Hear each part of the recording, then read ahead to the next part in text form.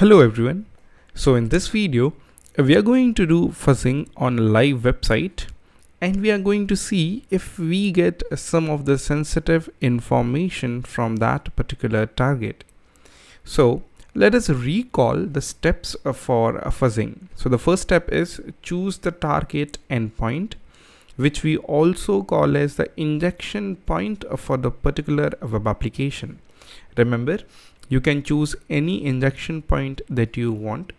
Generally, first when we approach the web application, we are going to choose the main root directory of the application, and then further we are going to move to more endpoints of that particular application.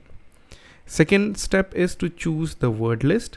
I have already given the list of helpful resources like FirstDB, SecList, payload all things, etc. You can choose those word list for your fuzzing process. And the last step is to identify the special keywords or the responses, or filter the response based on 200 OK, or grep the response for what you are expecting. Alright, so it is the practical time, and let's see how you can perform fuzzing onto the live web application using Burp Suite in practical time. So let me just go to my Burp Suite, and I have already captured a request for this particular target, which is ftp.int.ru. So I'll just go quickly onto the positions tab, and again over here I'm going to give one of the position, which you can also say as an injection point. I'm going to add that, which is again the root of the directory. Let me just go into the payloads, and I'm going to paste the payloads that I want over here. So what I'm going to do is I'm going to copy the same payloads that we did over here. So let me just copy this payloads, and I'm going to choose the same payloads over here. Alright, now let me just increase the threads as well onto the web app, so my task becomes much more faster. So as you can see, the attack has been successfully started, and there are total 914 words into that particular word list that we have chosen, which is the JEDEX LFI word list. And you can see now it is successfully finished. So let's filter the response based on status code. So let me just double click on status, and you can see we have got couple of 200s. So let us first quickly on etc group, click on that, and you can see the request, the status is 200. So let's verify the status or the response. As you can see over here in the response, we are able to see the groups that are being created on that particular server. Let us see the passwd file, and here we can see the passwd file as well. As you can see, there is a user called as root tour man ftp news games, etc, etc. So I hope this is clear with everyone how you can do fuzzing onto any live target. The first step is identify the injection point.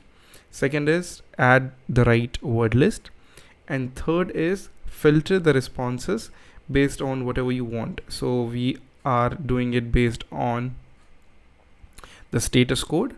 Also, you can filter this based on grep. So let me just show you how you can filter this based on grep as well. So let me just copy this root from here, because we are expecting to see a etc passwd file from the server. Okay, so I'll just go in grep match, and I'm going to remove all this first, and I'm going to add root and this.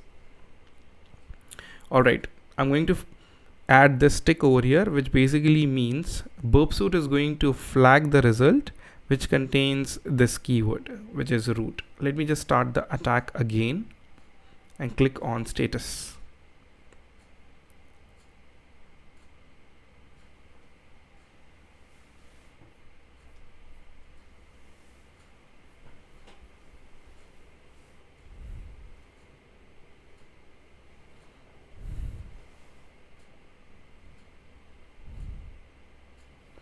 Alright, as you can see, we are able to get the response over here, but we are not able to see the grep match that we did. Let me just see why we are not able to see that, because we did not add this. So let me just add this again. Sorry about that, and we are going to start the attack again. And now you can see over here we are able to see the new tab, and you can see there is no tick over here, or this is not checked because we are not getting root over there. So let me just click on root. So when I will double click on this, it will show you that, okay, so this is particularly matched in some of the responses. So let's see where it is matched, and it is matched over here, as you can see. And this is what we are expecting from this particular attack.